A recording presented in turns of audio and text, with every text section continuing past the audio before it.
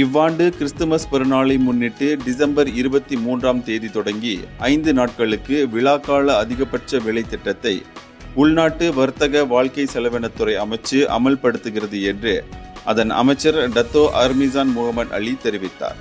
Christmas பெருநாளை முன்னிட்டு 14 பொருட்களுக்கு பெருநாள் கால அதிகபட்ச விலை திட்டம் அறிவிக்கப்பட்டிருக்கிறது. முதிர்ந்த உயிருள்ள கோழி, இறக்குமதி செய்யப்பட்ட முட்டைக்கோஸ், சிவப்பு முட்டைக்கோஸ், தக்காளி, சிவப்பு மிளகாய், வங்காளதேச பச்சை மிளகாய், இறக்குமதி செய்யப்பட்ட பெரிய சிவப்பு வெங்காயம், பெரிய மஞ்சள் வெங்காயம், சீனாவிலிருந்து இறக்குமதி செய்யப்பட்ட உருளைக்கிழங்கு, உயிருள்ள பன்றி ஆகியவை அவற்றுள் அடங்கும். மேலும் சில பொருட்களுக்கும் இந்த விலை திட்டம் அமல்படுத்தப்படுகிறது.